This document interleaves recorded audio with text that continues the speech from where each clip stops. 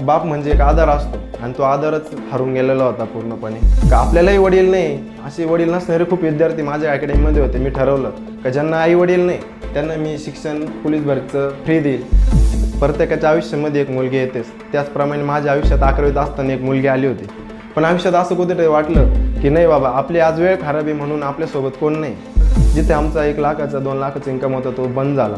2021मध्ये आमचे खाण्याचे सुद्धा हाल झाले की आम्हाला आई म्हणायचे बाबा तुला करावं लागेल, आता वडील नाही आपणच करायचे. कारण की लोक फक्त तेवढे 10 दिवस म्हणत होते की आम्ही आहे, तुम्ही टेन्शन घेऊ नका, आपण सगळं करू. पण तसं काहीच करलं नाही आणि ID हॅक झाल्यामुळे मला काही करता आलं नाही. त्याच्यानंतर मी नाशिकला जाऊन हे ID पूर्ण रिकवर केलं. हे ID हॅक करणारे सुद्धा माझ्या जवळचेच काही व्यक्ती होते. नमस्कार विद्यार्थी मित्रांनो, मी सागर खालकर म्हणजे SK. तर विद्यार्थी मित्रांनो, मी एक खेडेगावातील मुलगा आहे. तर आजचं जे मोटिवेशन स्टोरी आहे माझ्या लाईफमध्ये, मी कसा घडलो, मी हे घडत असताना कसे संघर्ष केले, तर मी तुम्हाला माझ्या छोट्याशा प्रसंगातून सांगणार आहे. तर विद्यार्थी मित्रांनो, मी राजनगाव देशमुख एक छोट्या खेडेगावातील आहे. कोपरगाव तालुक्यातील एक छोटंसं गाव आहे. ह्या गावामध्ये पाणी नाही शेतीसाठी किंवा रोजाने कामाने जाऊन लोक पोट भरतात, अशा खेडेगावातील मी एक विद्यार्थी. तर विद्यार्थी मित्रांनो, आमच्या फॅमिलीमध्ये सर्वजण, कोणी डॉक्टर असेल, वकील असेल, त्याचप्रमाणे कंस्ट्रक्शन असेल, हे होते. पण मी एकमेव व्यक्ती असं होतो की मला स्पोर्ट्स या क्षेत्रामध्ये खूप आवड होती. नेहमी खेळायची आवड असल्यामुळे मी नेहमी खेळ या सहभाग घ्यायचो, शाळा कॉलेज असेल. पण काय झालं, खेडेगावामध्ये 6वीपर्यंत शिक्षण घेत असताना मी राजनगावमधील जय हनुमान विद्यालयामध्ये शिकत होतो.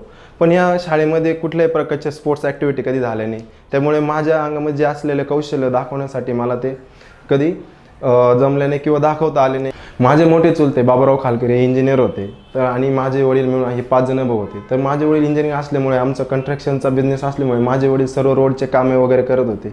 पण काळांतराने 30/5/91ला माझ्या वडिलांचे लग्न झाल्यानंतर चुलते वगैरे सगळे वायले झाले. तर कंडिशन अशी झाली की जी वडिलांनी दिलेली, जी आजोबांची जी जमीन होती, वडिलांच्या वाट्याला जी आली 2 एकर होती. मग वडील शेती करू लागले. शेती करत असताना 1996मध्ये माझा जन्म झाला. माझा जन्म होण्याचे कारण असं की मला 2 भाऊ आहे मोठे. तर वडिलांना अपेक्षा होती की एक मुलगी होईल, पण ती मुलीच्या आशेने मी झालो. तर मी भाग्यवान समजतो की मुलीमुळे आज मला हे जग पाहायला भेटलं. तर त्यापुढे मी पूर्ण स्पोर्ट्स क्षेत्रामध्ये जसं आलो, तर माझे वडील 1998मध्ये खूप आजारी वगैरे पडले. त्यानंतर 2003 ते 4पर्यंत ते एकदम झोपून किंवा त्यांची ट्रीटमेंट चालू होती. अशा अवस्थेमध्ये घराची परिस्थिती एकदम हलकीची होऊन गेली. त्यामध्ये आम्हाला 2 टाईमचं खाण्यासाठी अन्नही राहत नव्हते. तर माझ्या वडिलांनी थोडंसं, माझ्या आईने सपोर्ट करून वडिलांना थोडंसं मोठं हे करून आणि मोटिवेशन करून हे सुरुवात केली. माझी आई स्वतः कामाला जात असे, गाय आम्ही सांभाळल्या. लहान होतो, आम्हाला काही समजत नव्हतं. त्यानंतर मी इयत्ता 6वीत असताना संगमनेर येथे आम्ही जाण्याचे ठरवले. कारण की राजनगाव इथे पाऊस पडत नव्हता, कधी पाणी नाही, जेवणासाठी आपलं जे अन्न आहे किंवा ह्या गोष्टी कधीच पिकवल्या गेल्या नाही. तर खूप हाल व्हायला लागली. ज्यावेळेस आम्ही गाव सोडून संगमनेर येथे गेलो, तर आमचे बाकीचे गावचे लोक वडिलांना काय म्हणायचे, बाकीच्या लोकांचं पोट भरतं, तुमचं का भरत नाही. तर वडिलांना ह्या गोष्टी खूप मनाला ताप करत होता. त्यांना असं वाईट वाटत होतं की बाबा लोक असं म्हणतात. ते आम्हाला काही सांगायचे, मुलांना काही झालं तरी माझी मान कधी खाली गेली नाही पाहिजे. असं करत असताना मी आता 7वीत ज्यावेळेस संगमनेर या ठिकाणी गेलो, त्यानंतर आम्ही तिथे दूध व्यवसाय सुरू केला. ICICI बँकेमधून कर्ज घेतले. आम्ही 2 गाय विकत घेतल्या. त्या गायांच्या दुधातून जे काही इन्कम होईल आम्ही बँकचा हप्ता भरायचो आणि त्यानंतर राहिलेल्याच्यात आमचं कुटुंब चालायचं. त्यानंतर अशी परिस्थिती झाली की आमचं शिक्षण घेण्यासाठी पैसे राहिले नाही. इयत्ता 8वी 9वीमध्ये असताना मी रोजानी कामाला जायचो. रोजानी काम असं करायचो की फर्निचरचं दुकान होते, ते दुकानही माझ्याच मामांचं होतं. अक्षरशः आम्ही तिथे 50 रुपये रोजानी काम केले. पूर्ण काम करत असताना शिक्षणही घेतले येणाऱ्या पैशामधून. पण जसं 2013-14मध्ये मी ठरवलं की नाही, आपण आता काही झालं तर स्पोर्ट्स क्षेत्रामध्ये करिअर करायचं. हे करिअर करत असताना खूप अडचणी आला. घरचा सपोर्ट नव्हता, कारण की खेळ म्हटलं की पैसे लागतात आणि पैसे येणार कुठून. तर वडिलांना खूप असं हे व्हायचं की आता आपल्या मुलाला तर खेळवायचं, पण खेळू शकत नव्हते. पण मला एक मनात जिद्द होती की नाही, आपण हे करू शकतो. आणि ज्यावेळेस खेळात उतरलो त्यावेळेस एक ठरवलं होतं, झालो तर खेळामध्येच करिअर करेन, नाही तर रोजाने जाईल, इतकी माझी स्वतःची तयारी होती. आणि मी ही जिद्द घेऊनच उतरलेलो होतो. ती जिद्द घेऊन उतरल्यानंतर खूप अडचणी आलात. त्यानंतर मी राजापूरमध्ये शिक्षण घेत असताना मी एक क्रीडा शिक्षक होते घोडेकर सर म्हणून, यांचा संपर्क केला. त्यांनी माझ्यातली कला ओळखून मला स्पोर्ट्समध्ये एकदम संधी दिली. त्यावेळेस मी स्टेट वगैरे गेम खेळलो. पण स्टेटमध्ये खेळल्यानंतर नॅशनलला गेल्यानंतर एक माझ्या आयुष्यात एक वाईट प्रसंग येतो, तो प्रत्येकाच्या आयुष्यात आलेलाच असतो. त्यामध्ये मला हॅमस्ट्रिंग इंजुरी झाली. त्यामुळे मला पुढचे मॅचेसही खेळता आले नाही. मला तिथं थांबून घ्यावं लागलं. 1 वर्ष मला रिकव्हरीत गेला. पण इथं कुठंतरी असं वडिलांना वाटलं का आता मुलगा आपला इथे काही सक्सेस होत नाही, याला आपण दुसऱ्या क्षेत्रात घातलं पाहिजे. वडिलांनी खूप हट्टही केला. वडिलांच्या बाबतीत माझे वादविवाद होत होते. पण त्यांना एक दिवस मी सांगितलं की बाबा नाही, मी याच्यात करेल कर. आणि एक दिवस ज्यावेळेस माझं न्यूजपेपरमध्ये नाव छापून आलं त्यावेळेस वडिलांना कळलं की बाबा नाही, आपला मुलगा काहीतरी करू शकतो. मग मला सर्व सपोर्ट करायला लागले. अक्षरशः माझ्या वडिलांनी कोणाच्या पाया पडून असेल, व्याजाने पैसे असेल, ते खेळण्यासाठी मला ते पाठवायचं. मी पुण्याला प्रॅक्टिस करायचो. खूप पैसे लागायचे पण ते मला पुरवत होते. पण एक काळ असा आयुष्यात बॅड प्रसंग असा झाला की 2020मध्ये 7 फेब्रुवारी 2020मध्ये माझे वडील ॲक्सिडेंटमध्ये एक्सपायर झाल्यानंतर मी पुण्याला मॅचेसला आलेलो होतो. मला अचानक कळलं की आपले आता वडील एक्सपायर झालेत. मी घरी गेलो. त्याच्यानंतर वडिलांचं सर्व बघितलं तर घरची परिस्थिती अशी झालेली होती की आता बाप म्हणजे एक आधार असतो आणि तो आधारच हरून गेलेला होता पूर्णपणे. तर घरी गेल्यानंतर झालं 2020मध्ये त्यांचं एक्सपायर झाल्यानंतर 13 वगैरे झाला. आणि माझ्यामध्ये त्यांचा 10वा झाल्यानंतर पहिलं लॉकडाऊन पडलं. कोरोनासारखा महाभयंकर रोग आल्यामुळे लॉकडाऊन पडल्यामुळे सर्व परिस्थिती हलकीचून घेत. कुठे काम नाही, काय नाही, करायचं काय. आणि नंतर मी ठरवलं की आपण पुण्याला जायचं. मी पुण्याला आलो. नंतर पुण्याला आल्यानंतर असं परिस्थिती निर्माण झाली की खेळण्यासाठी मला पैसे भेटत नव्हते. आता हे पैसे उपलब्ध कुठून करायचे. माझा मोठ्या भाऊ का आपण आईला कॉल करायचा, आई दादा पैसे मागणार. मला कुठंतरी वाटलं की नाही, आपण आता कुठंतरी थांबून घेतलं पहिल्या क्षेत्रात. तर माझ्या आयुष्यात सगळ्यात मोठा टर्निंग पॉईंट ठरला. त्याच्यानंतर माझं इन्कम होत नव्हता. मग मला असं वाटलं की आपण काहीतरी चालू केलं पाहिजे. माझं फिटनेस क्षेत्रात आवड असल्यामुळे मी फिटनेस क्षेत्रामध्ये म्हटलं करिअर करू आपण. तर त्यानंतर मी 2020च्या एंडिंगला किंग हेल्थ क्लबमध्ये मी जिम ट्रेनर म्हणून जॉईन झालो. जिम ट्रेनर जॉईन झाल्यानंतर मी जवळजवळ 6-7 महिने पूर्णपणे मी तिथं ट्रेनिंग घेत होतो. पण माझ्या तिथं लक्षात आलं की नाही, आपण स्वतःचं काहीतरी निर्माण केलं पाहिजे, आपली ओळख निर्माण झाली पाहिजे. म्हणून मी SK फिटनेस क्लब चालू करायचं ठरवलं. SK फिटनेस चालू केल्यानंतर मी खूप अडचणी आला. जवळजवळ मी 3 महिने 2 विद्यार्थ्यांना शिकवत होतो आणि जे ग्राउंडचं भाडं होते मला खिशातून भरायची पाळी येत होती. मला खूप जण म्हणायचे तू वेड्यासारखं करू नको, याच्यामध्ये तुला काही भेटत नाही, तर तू काय एवढं हे करतोय. तर त्यामध्ये मी ठरवलं नाही, म्हटलं थोडं संयम ठेवला पाहिजे. हळूहळू माझ्याकडे 2चे 4 मुलं झाले, 4चे 8 मुलं झाले. पहिल्या वर्षी माझ्याकडे पोलीस भरती करणारे 20 विद्यार्थी आले. त्याच्यामधले 12 विद्यार्थी पोलीस झाले. मग मला असं वाटलं की नाही, आपण फिटनेस करण्याऐवजी आपली 20-22 अकॅडमी आहे, तर आपण एक पोलीस भरतीच्या विद्यार्थ्यांना प्रशिक्षण देऊ, एक फिजिकल सेंटर चालू करू. त्याच्यानंतर मी गोल्डन सिटी येथे एक ग्राउंड विकत घेतलं भाड्याने. त्याला रेंट 5,000 रुपये होतं. डेअरिंग केली. मी आयुष्यात म्हणताना आपले मित्र खूप महत्त्वाचे असतात आणि मित्र असे हवेत की ते तुम्हाला वाईट काळात सोबत राहायला पाहिजे. असंच काही माझ्या आयुष्यात घडलं. माझ्या आयुष्यामध्ये 5 मित्र होते. त्यांना मी घेऊन गेलो. ते पोलीस भरती करत होते. ते 2021च्या भरतीमध्ये 1-2 मार्कांनी राहिलेत. त्या विद्यार्थ्यांनी म्हटलं आपण असं करू, म्हटलं निम्म भाडं मी भरल, निम्म भाडं तुम्ही भरा म्हटलं. तर ह्या विद्यार्थ्यांनी भाडं भरायचं ठरवलं. तर हे ज्या माझे मित्र होते, एकदम जीवाचे मित्र होते, यांनी मला ठरवलं नाही आपण चालू करू. सुरुवात केली आम्ही. ग्राउंडवर पहिल्या दिवशी आम्ही 5 जण गेलो. सुरुवात केली. ते 5 जणांना बघून आमचे 5चे 10 झाले, 10चे 20 झाले. आणि कधी कळलंच नाही. फेब्रुवारीमध्ये ग्राउंड घेतलं होतं. जूनमध्ये माझ्याकडे जवळजवळ 500 विद्यार्थी झाले. पण ह्या विद्यार्थ्यांमधून मला इन्कम व्हायला सुरुवात झाली. मी फी काही जास्त ठेवली नव्हती. मी फी फक्त 500 रुपये ठेवली.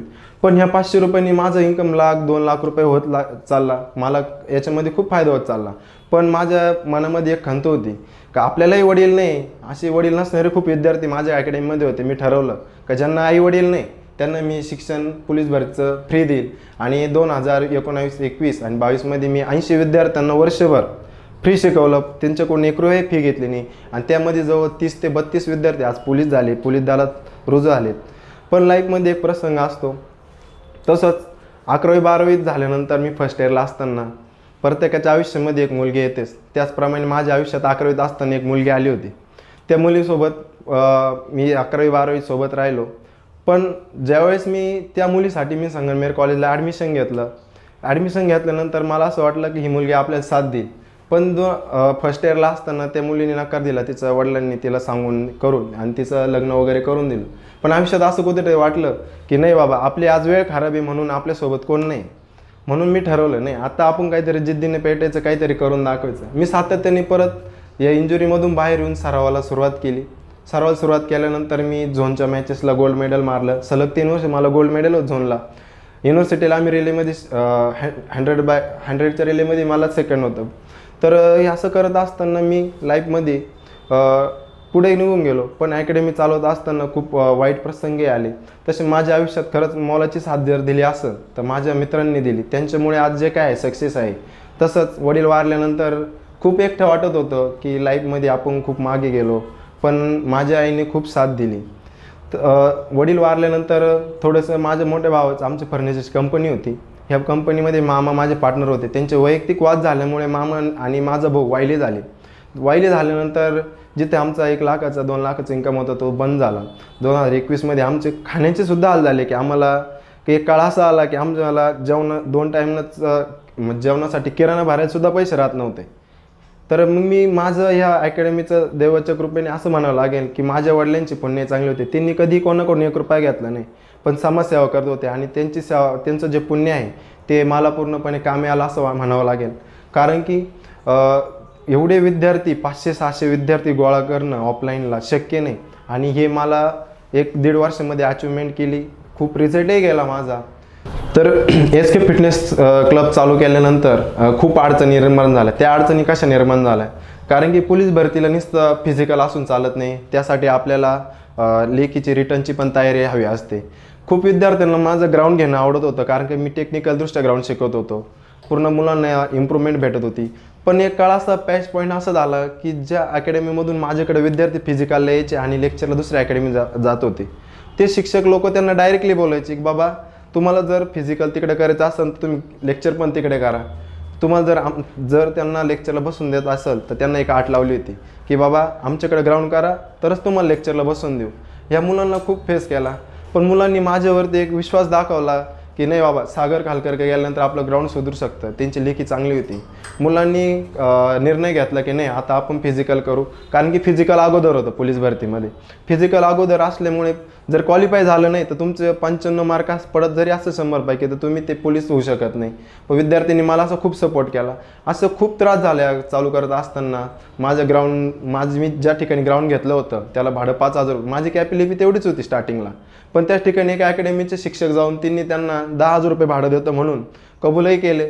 पण त्या ज्या आजी होत्या त्यांचाही मुलगा कोरोनामध्ये एक्सपायर झाला होता. त्यांना माझ्या परिस्थितीत जाणीव होती म्हणून त्या आजीने ते ग्राउंड कोणालाही द्यायचं नाही. आणि मला त्यांनी शब्द दिला जोपर्यंत तो आहे तोपर्यंत मी ग्राउंड कोणालाच देणार नाही. आणि त्या आजीच्या या सपोर्टमुळे मला ते ग्राउंड तसंच टिकून राहिलं. त्यानंतर एक बॅड पॅच आल्यानंतर एक आपल्याला म्हणतो ना सपोर्ट सिस्टीम पाहिजे.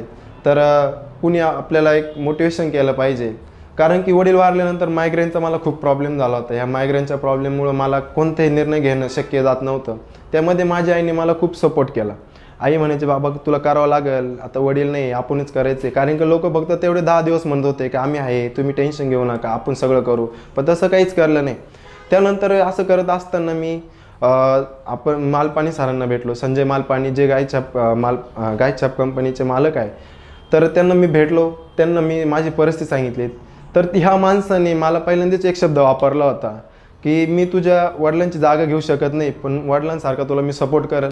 ह्या एवढी मोठी व्यक्ती ज्या व्यक्तीला भेटण्यासाठी लोक 2-2, 3-3 दिवस वेट करतात, त्यांचं परमिशन घ्यावं लागते. हा व्यक्ती मला कॉल मेसेज करून म्हणायचं बाबा ये भेट. मी त्यांना भेटायला गेल्यानंतर मला एकदम मुलासारखं समजून सांगत होते की आपण असं केलं पाहिजे तसं केलं पाहिजे. आणि 2000 जवळजवळ संगमनेरमध्ये 2003 पासून अकॅडमी आहे. पण संगमनेर कॉलेजवरती कोणत्याही अकॅडमीला कधी ग्राउंड टेस्ट असेल किंवा काय परमिशन भेटले नाही. पण मालपाणी सरांमुळे मला तिथे आज अकॅडमीसाठी SK फिटनेससाठी ग्राउंड उपलब्ध करून दिलं त्यांनी. एवढं मोठं कॉलेज असताना त्यांनी रिस्क घेतली की नाही, त्यांनी माझा विश्वास ठेवला की हा मुलगा इथं काहीतरी करू शकतो. आणि मी त्यांना शब्द दिला होता की 2023मध्ये मी 1000 मुलं या ग्राउंडवरती मी पळवल. आणि हे चॅलेंज मी त्यांना केलं होतं. आणि हे चॅलेंज केल्यानंतर मी आज 600-700 विद्यार्थी गोळाही पण केले आहेत. अजून पोलीस भरतीची सुरुवात झाली नाही. पोलीस भरती 1000-1500 मुलं होतील एवढी गॅरंटी मला नक्की आहे. असं करत असताना मालपाणी सरांनी खूप मोटिवेशन केलं, सपोर्ट केला मला.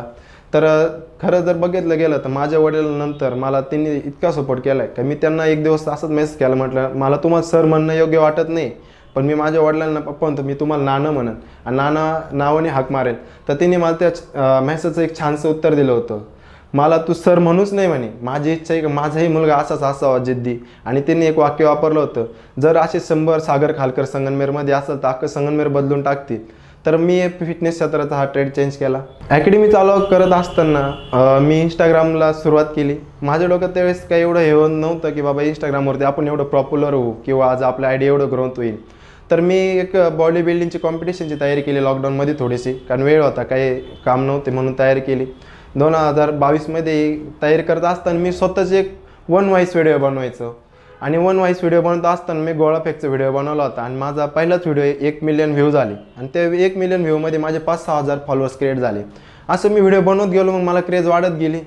त्यानंतर माझं ID 65,000पर्यंत पोचलं आणि 65,000 झाल्यानंतर तिथं ID माझं हॅक झालं. हॅक झाल्यानंतर मला कळत नव्हतं आता काय करायचं, आता काय करणार आपण, कारण की माझं जे काही सर्व होतं फिटनेसचं, जे काही मला लोकांपर्यंत पोचायचं ते तिथूनच पोचत होतं. आणि ID हॅक झाल्यामुळे मला काही करता आलं नाही. त्याच्यानंतर मी नाशिकला जाऊन हे ID पूर्ण रिकवर केलं. हे ID हॅक करणारे सुद्धा माझ्या जवळचेच काही व्यक्ती होते. तर आयुष्यात मी एक गोष्ट सांगतो, जे आपल्या जवळ असतात सगळ्याच गोष्टी सांगायचं नसतं, कारण की सांगायचं नसतात, त्यामुळे आपलंही नुकसान होऊ शकतं. काही गोष्टी आपल्या मनातच ठेवायच्या असतात. ID हॅक झाल्यानंतर मी ते रिकवर केलं आणि पूर्ण पोलीस भरतीचा व्हिडिओ टाकत राहिलो. त्याचप्रमाणे माझं इंस्टाग्रामवरती एक डिपार्टमेंटल PSIचा खूप व्हिडिओ व्हायरल झाला. त्याचं कारण असं की 39 वर्षाचा माणूस 24 वर्षाच्या मुलाच्या पाया का पडू शकतो. त्यांचं सांगायचं का, मला या व्हिडिओमध्ये सांगायचं असं आहे की मी लय मोठा नाही, पण 39 वर्षाचा माणूस डिपार्टमेंट फिजिकल 100 पैकी 99 मार्काचं मारल्यानंतर त्या माणसाने एवढं केलेले कष्ट 5-6 वर्ष त्यांनी मेहनत केली. आणि एक महत्त्वाची गोष्ट म्हणजे त्यांच्या उजव्या पायामध्ये रॉड असल्यामुळे त्यांना रनिंग करायला सुद्धा सांगितलं डॉक्टरनी. पण मी रिस्क घेऊन त्यांच्यावरती मी प्रॅक्टिसला सुरुवात केली, सराव घ्यायला सुरुवात केली. आणि 1 तारखेला त्यांनी पुणे ग्राउंड गट क्रमांक 1 वरती 99 मार्क 100 पैकी 99 मार्कचं ग्राउंड मारलं आणि पूर्ण तो व्हिडिओ माझा जवळजवळ 4 मिलियन व्हायरल झाला.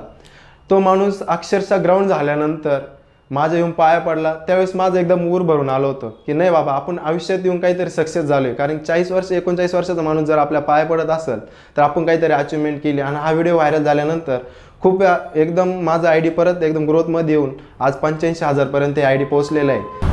तर खूप विद्यार्थी मला मेसेज करत असतात की सर आपण पोलीस भरती करायची, मला कशी केली पाहिजे, त्यासाठी काय केले पाहिजे. तर विद्यार्थ्यांना मला एकच सल्ला सांगायचा आहे, पोलीस भरतीला सुरुवात करताना आपण 12वी पास झाल्यानंतर एक अकॅडमी जॉईन करा. अकॅडमी जॉईन करायचं कारण असं आहे की आपल्याला कोणते बुक्स वाचले पाहिजे, कशाप्रकारे सराव केला पाहिजे, ह्या गोष्टी आपल्याला अकॅडमी थ्रू कळतात.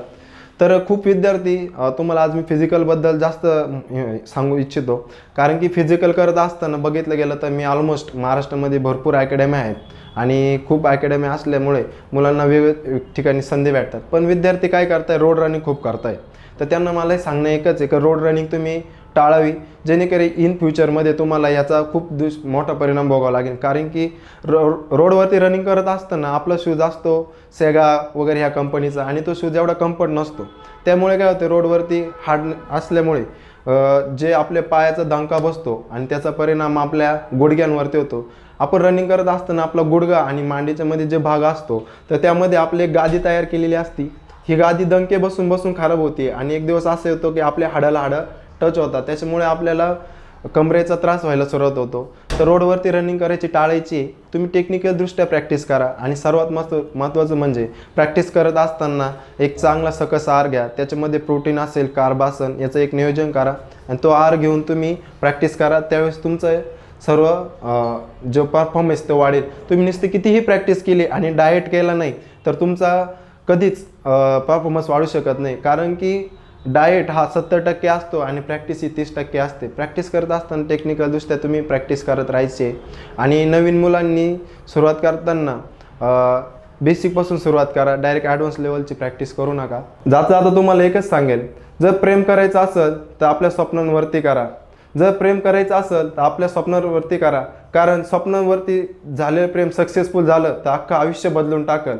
जर स्वप्नांवरती झालेलं प्रेम सक्सेसफुल झालं तर अख्खं आयुष्य बदलून टाकल. त्यामुळे प्रेम करायचं असेल तर आपल्या स्वप्नांवरती करा.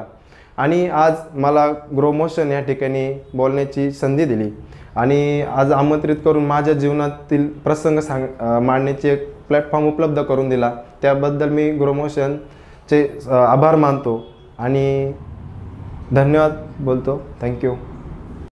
हा व्हिडिओ आपल्याला कसा वाटला ते आम्हाला कमेंट बॉक्समध्ये कळवा आणि आपल्या मित्रांबरोबर शेअर करायला विसरू नका.